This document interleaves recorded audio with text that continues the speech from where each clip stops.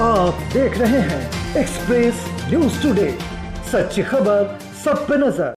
मोदी साहब, प्रधानमंत्री साहब, आपको इस सत्याग्रह से हम ललकारते हैं। हम मानेंगे आपका 56 का सीना है, हम मानेंगे आप ईमानदार है, हम मानेंगे ना खाया है ना खाने दूंगा। आप दिल खोल के 56 के सीने के साथ कहिए, अडानी मेरा मित्र था, अडानी मेरा मित्र है, अडानी मेरा मित्र रहेगा, लेकिन अगर उसने कुछ घोटाला किया है तो इस देश की खातिर अडानी को भी जांच से गुजरना पड़ेगा। हम सिर्फ इतना चाहते हैं आपसे, हम सिर्फ इतना चाहते हैं कि ज्वाइंट पार्लियामेंट्री कमेटी बने। राहुल जी सिर्फ इतना चाह रहे थे, आपने नोटबंदी की, लोगों को लाइनों में निकाला, अपनी माताश्री को भी लाइन में लगाया। राहुल जी को अपनी मां का दर्द है, मोदी साहब आपकी मां का भी दर्द था। उन्होंने कहा इस तरह से सिर्फ राजनीति के लिए किसी भी माताओं को यूज ना करे, किसी भी बहन को यूज ना करे, किसी भी गर्लफ्रेंड को 100 करोड़ की गर्लफ्रेंड कहना गलत है। ये हम लोगों ने आपको सिखाया, आपने नहीं सिखाया। प्रधानमंत्री, पूर्व प्रधानमंत्री मनमोहन सिंह जी को सदन के भीतर रेनकोट पहन के आप बाथरूम में नहाते हैं, यह कहना अपमानजनक नहीं था। एक प्रधानमंत्री का, पूर्व प्रधानमंत्री के लिए उनको सजा नहीं होगी। एक बेटे को अपने पिता के लिए नाम पूछना, उसको सजा नहीं होगी। क्यों? ये लोकतंत्र नहीं है, ये भाजपा का राजतंत्र है। और इस राजतंत्र में या तो आप उनके साथ हाँ में हाँ मिलाएंगे, अन्यथा ईडी, सीबीआई, और अब एक नई परंपरा शुरू हुई है, डिस्क्वालिफिकेशन, सदन से आपको बाहर कर दिया जाएगा। ये गाज आज राहुल गांधी जी पे नहीं गिरी है, ये गाज आज विपक्ष के आवाज पे गिरी है। आज राहुल गांधी है, कल कोई दूसरा नेता होगा, कल कोई तीसरा नेता होगा, और आवाम में बैठे हुए आप लोग होंगे कि आप सत्याग्रह में क्यों आए। किसका सत्याग्रह था? कांग्रेस का। सबको हथकड़ी पहनाओ, क्योंकि यहां पर धारा 144 लगी हुई है। अभी जाते जाते पता कीजिएगा कि शायद हम में से कितनों को वो फिर से उठाकर लेके जाएंगे। ऐसे बात नहीं बनेगी तो 2-2, 4 की टुकड़ी में आप राह चलते किसी को चोर कह दिया। अभी एक व्हाट्सएप में बहुत वायरल हो रहा है कि भैया एक चोर किसी के घर में चोरी करने जा रहा है और मकान मालिक को कह रहा है चुप रहो, कुछ मत बोलना, अगर मुझे चोर कहा तो 2 साल की सजा हो जाएगी, मुझे चोरी करने दो। यह परंपरा भाजपा लेके आ रही है। हमारी बहन प्रियंका जी बोल रही थी, सही में सबका दिल भराया। जो उन्होंने बोला बिल्कुल सही बोला, दिल से बोला, और दिल की आवाज हर व्यक्ति के दिल में लगती है, क्योंकि यह कोई ढकोसला नहीं है, यह झूठा भाषण नहीं है, यह जुमला नहीं है। जिस परिवार ने खून देखा है, शहीदी देखी है, वो दिल से बोलेगा, उसको रोष होगा। जिस परिवार ने इस देश को सींचा है, उसको दुख होगा। जिस परिवार ने इस देश में अनाज दिया, आजादी के बाद जब हमारे देश में अनाज नहीं था, अनाज का कटोरा बनाया, उसको दर्द होगा। जिस परिवार ने बैंकों का राष्ट्रीयकरण किया, उसको दर्द होगा। मीडिया वाले मेरे भाई सोच रहे होंगे कि मैं गांधी फैमिली की बात कर रही हूं।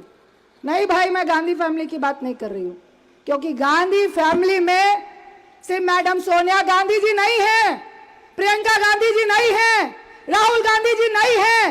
हर देश का व्यक्ति जो सेकुलर है और देश को जात पात से अलग लेकर चलना चाहता है, वो सब गांधी है। मैं गांधी हूँ, यहाँ बैठे लोग गांधी है, आप गांधी परिवार के हैं, हमारा पूरा देश गांधी परिवार है।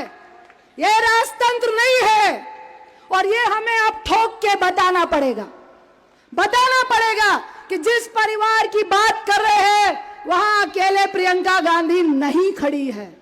मेरी बहन भी प्रियंका है, मेरा भाई भी राहुल है, मेरी माँ है मैडम सोनिया गांधी, आपकी माँ है मैडम सोनिया गांधी। वो अपने घर को भरने के लिए, अपने परिवार के लिए आपको नहीं सींच रहे।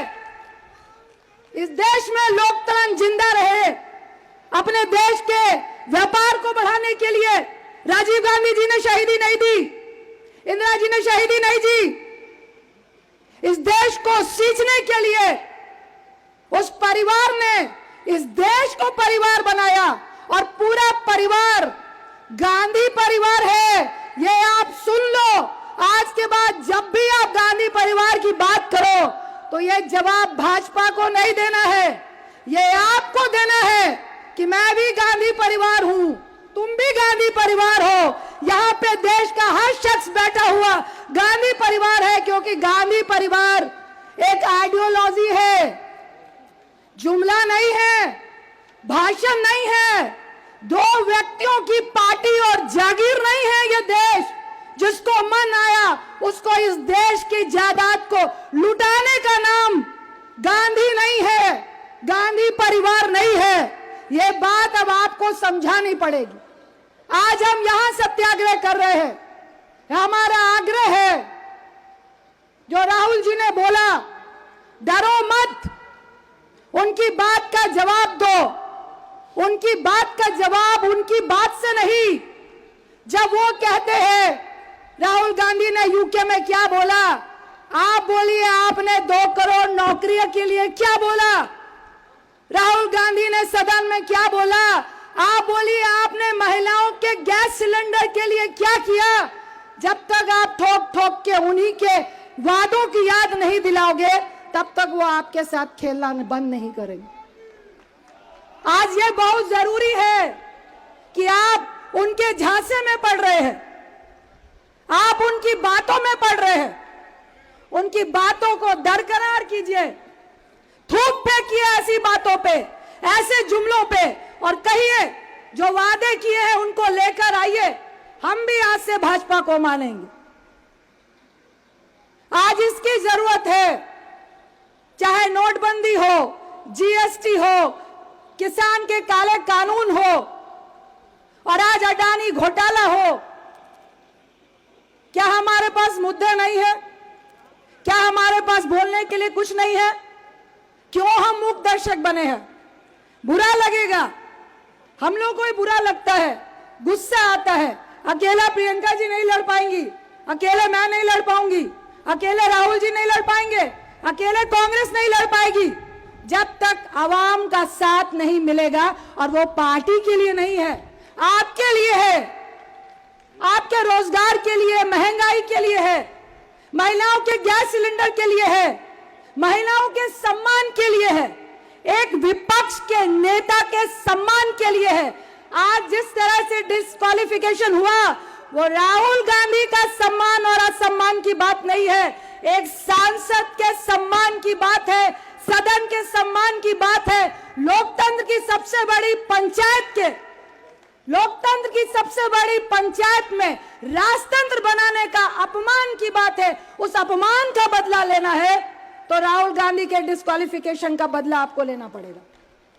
सदन पक्ष और विपक्ष दोनों से चलती है, यह परंपरा इस देश में हमेशा रही थी, हमेशा रहे, इसके लिए आपको लड़ना पड़ेगा। अन्यथा मुझे कहना पड़ेगा कि देखिए अच्छे लोग बार बार नहीं आते हैं, बार बार नहीं आते हैं। आपके लिए लड़ने के लिए अगर आवाम मुर्दा होगी, जो कबीर जी का एक दोहा था कि साधो ये मुर्दों का गांव, अगर हम मुर्दा हो गए तो धीरे धीरे नेता भी गायब होते चले जाएंगे। ये आपको अपने लिए लड़ना है, इस देश के लिए लड़ना है, इस लोकतंत्र को बचाने के लिए लड़ना है, और इस लोकतंत्र में ऐसे तानाशाह को हटाने के लिए लड़ना है जो इस देश को बर्बाद करना चाहता है। गांधी वो वाला परिवार नहीं जो भाजपा कहती है। अब मुझे लगता है अगर हम हर गांव, हर कस्बे में इस बात को लेके जाएं कि मोदी साहब अब तो बता दीजिए हम कानूनी कार्रवाई झेलेंगे, लेकिन वो 20,000 करोड़ थे किसके? जो लाइनों में खड़े हुए लोग, नोटबंदी में तकरीबन 150 लोग शहीद हुए, वो किसके लिए? जो काले कानून के लिए 700 किसान शहीद हो गए, उसके लिए आपने पार्लियामेंट के अंदर शोक भी नहीं जताया, किसके लिए? यह सवाल अब आपको करना पड़ेगा। यही कहने मैं आपके बीच में आई हूं। गुस्सा है इसलिए नहीं कि हमारे लीडर को डिस्क्वालीफाई किया गया, गुस्सा है इतना होने के बावजूद हम लड़ क्यों नहीं पा रहे हैं? एक ऐसे फेक और फेकू 56 इंच के सीने से और उसकी जुमला पार्टी से आप जो डर रहे हैं, तो मैं एक ही बात कहूंगी कि जिस दिन आप डरना छोड़ देंगे, उस दिन उन व्यक्तियों का जिस तरह से वो गरजते हैं, और वही गरजता है जिसको बरसना नहीं आता है। राहुल गांधी जी ने करके दिखाया। अब हम सबकी बारी है कि इस मुद्दे को एक एक कोने में लेकर जाए और उन सबको मुंह तोड़ जवाब देने का काम करे।